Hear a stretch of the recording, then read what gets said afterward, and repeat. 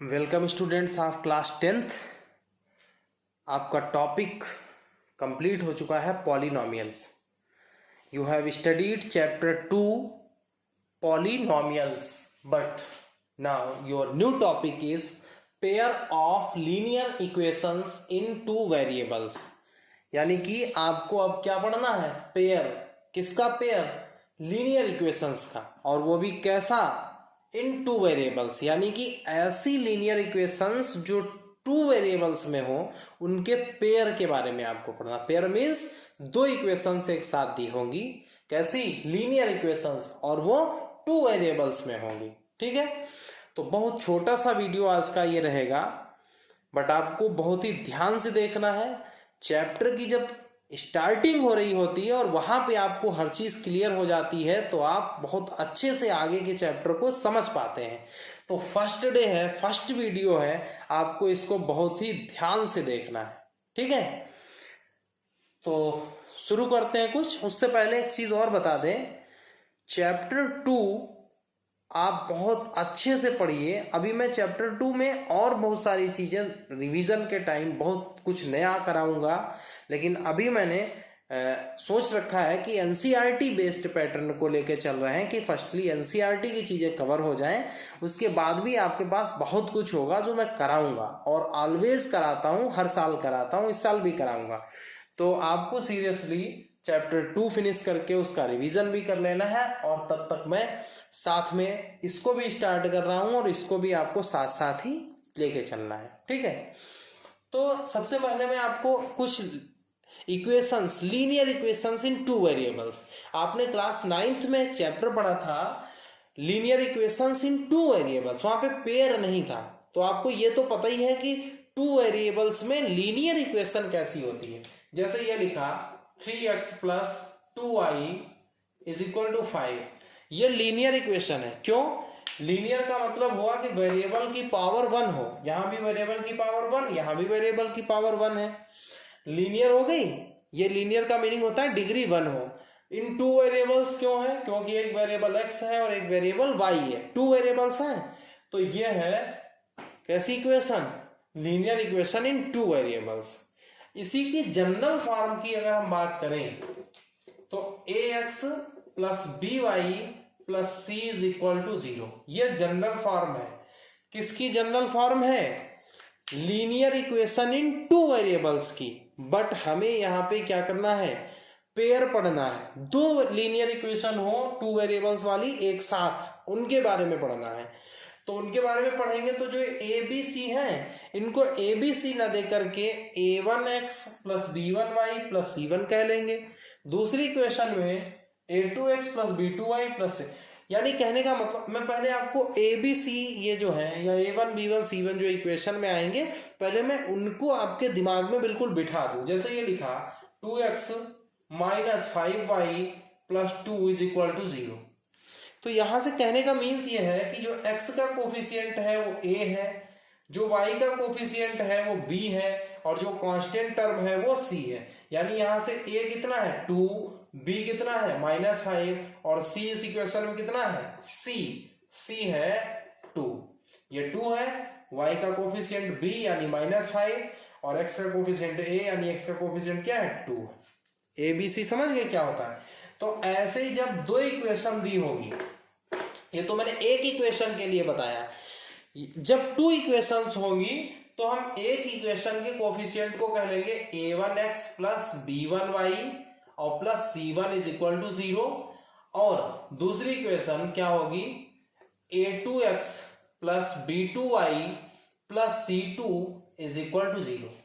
अब ये दो इक्वेशन दोनों की मैंने जनरल फॉर्म लिखी है। जनरल फॉर्म का मतलब है a1 b1 c1 a2 b2 c2 है, इनके प्लेस पे कोई आपको नंबर्स मिलेंगी। ठीक है, तो ये दोनों की जनरल फॉर्म मैंने लिख दी है। किसकी? लीनियर इक्वेशंस की। ठीक, और पेयर है क्योंकि एक ये है और एक ये है। अब आपको जैसे मैंने दिया, दो इक्वेशन लिखने जा रहा हूं, जैसे मैंने लिख दिया 2x plus 3y plus 5 is equal to 0, comma x minus y plus 1 is equal to 0।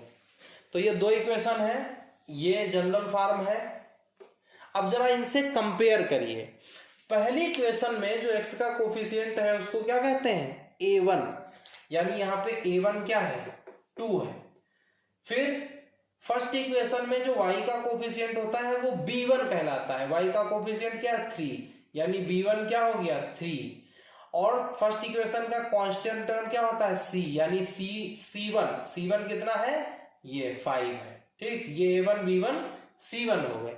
ऐसे दूसरी इक्वेशन में x का जो कोफिशिएंट है वो क्या a2, यहाँ पर x का कोफिशिएंट क्या है, यानी x की मल्टीप्लाई में क्या है, कुछ नहीं दिख रहा ना, तो इसका मतलब x की मल्टीप्लाई में 1 है, तो यहाँ पर a2 कितना हो गया, 1 हो गया, ठीक। फिर y का जो कोफिशिएंट होगा, यानी y का कोफिशिएंट क्या होगा, b2, तो यहाँ y की मल्टीप्लाई में क्या लिखा है, कुछ नहीं दिख रहा ना y की मल्टीप्लाई में, यानी 1 है। और सिंबल भी लेते हैं, सिंबल कैसा है, माइनस का, यानी b2 जो है वो है माइनस का 1। c2 मीन्स दूसरी वाली इक्वेशन का कांस्टेंट टर्म, वो क्या है 1, यानी c2 की जो वैल्यू है वो कितनी है, 1 है। तो इस तरीके से अगर दो इक्वेशन दी हैं कोई भी, ठीक है, और उनमें हमको a1 b1 c1 a2 b2 c2 क्या है ये बताना है, तो हम समझ जाएंगे, यानी फाइंड कर लेंगे a1 b1 c1 a2 b2 c2। अच्छा, मैं ये क्यों बता रहा हूँ a1 b1 c1 a2 b2 c2, अभी इनके बारे में आगे इक्वेशंस के बारे में आपको बहुत कुछ पढ़ाने वाला हूँ, तो वहां पे a1 b1 c1 a2 b2 c2 इनका बहुत रोल है, मीन्स बहुत बड़ा रोल है, मीन्स इसी से सब कुछ करेंगे, इसी से बहुत सारी कंडीशंस आपको हम बताने वाले हैं। तो सबसे पहले आपके माइंड में इस चैप्टर को पढ़ने से पहले आपके दिमाग में ये आ जाए कि लीनियर इक्वेशंस क्या होती हैं। पेयर बोला इसका मतलब दो एक साथ हो, और इन टू वेरिएबल्स बोला मतलब दोनों दो दो वेरिएबल की इक्वेशन है, यानी दोनों में टू वेरिएबल्स प्रेजेंट है, ठीक है। अब a1 b1 c1 पहचान लेंगे कैसे हैं, जनरल फॉर्म में लिख लेंगे। अच्छा, कुछ इसी से रिलेटेड जो घुमा फिरा के कहता है वो बात भी मैं आपको यहीं पे समझा दूं। जैसे कुछ इक्वेशन में क्या होगा, जैसे दिया ऐसे दिया है 2x - 5y = 2। अब इस केस में आपको कांस्टेंट टर्म 2 है, तो c1 की वैल्यू 2 नहीं हो सकती। जानते हो क्यों? क्योंकि जनरल फॉर्म कैसे लिखी है, a1x + b1y + c1 = 0, यानी जनरल फॉर्म में = 0 होता है। तो यहां भी अगर इसको इधर ले आओ 2 को, तो -2 हो जाएगा, तब हो जाएगा 0। अब ये जनरल फॉर्म जैसा हो गया। अब आप a1 b1 c1 देखो, तो a1 2 b1 -5 और c1 -2, ठीक है। जैसे कोई इक्वेशन ये लिखी हो, मान लो x - 5 = 0।